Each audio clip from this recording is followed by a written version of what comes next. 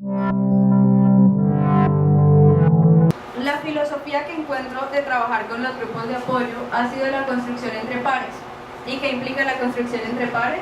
Implica un aprendizaje en el que hay valoración de las prácticas cotidianas, de la experiencia, de los conocimientos específicos y del saber hacer. Son estos los 4 pilares de trabajar entre pares.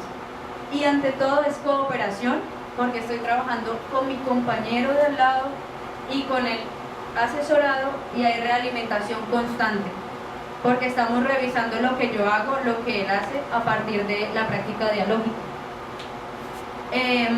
Encontré una cita muy interesante en una página de maestros y creo que esto sintetiza lo que yo he logrado siendo tutora estos 2 años.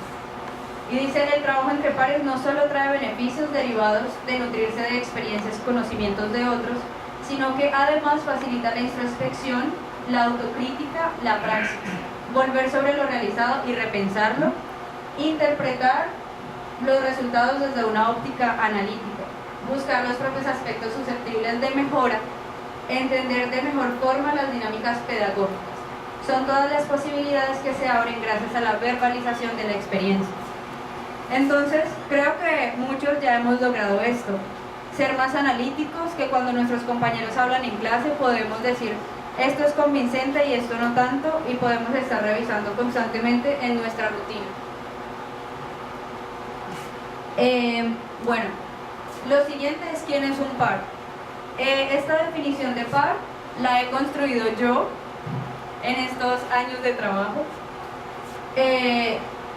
y creo que, bueno, lo he llamado de la siguiente forma: un par es un igual, a quien escuchamos y de quien aprendemos.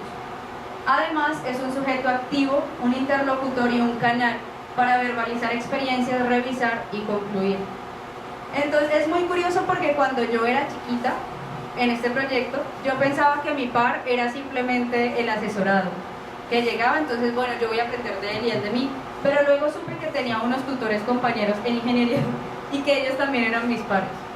Y aprendíamos todos los días. Pero luego pensé que los profesores tenían que ser nuestros pares, así no lo quisiéramos.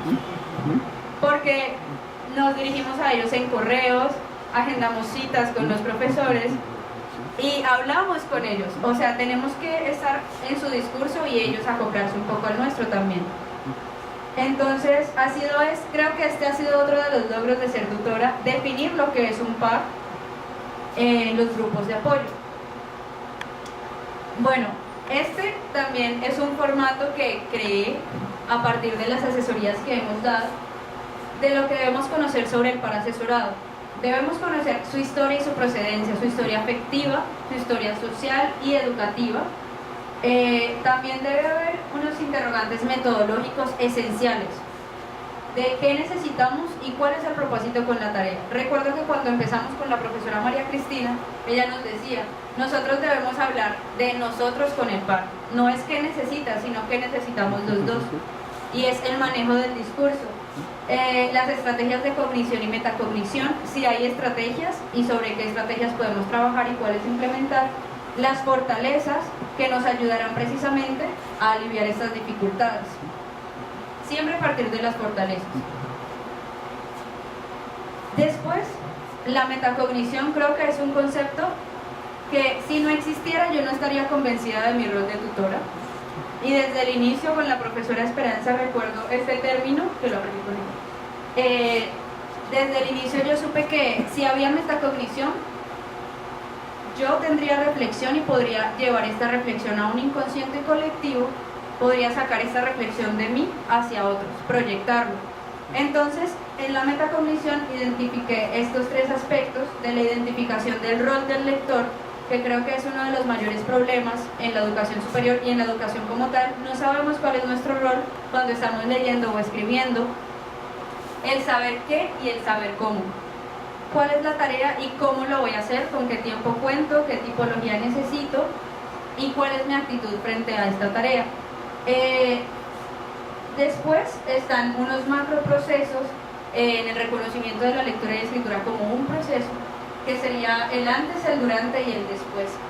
Y esto con los compañeros de ciencias e ingenierías fue muy gratificante ver que para ellos primero la lectura y la escritura no eran procesos que funcionaran como tal, pero ahora son ellos los que siempre hablan de procesos como esto, e incluso para la planificación de los talleres. Entonces, no, pero debemos pensar en un antes, en qué tenemos, en cómo está funcionando ahora, y después qué va a pasar. Y después siempre hay una realimentación. Y es aquí donde los asesorados y nuestros pares tutores son vistos como sujetos de reflejos activos, que son interlocutores y que interactúan con todo lo que está llegando. No somos receptores y no podemos ser receptores siendo tutores, mucho menos siendo lectores.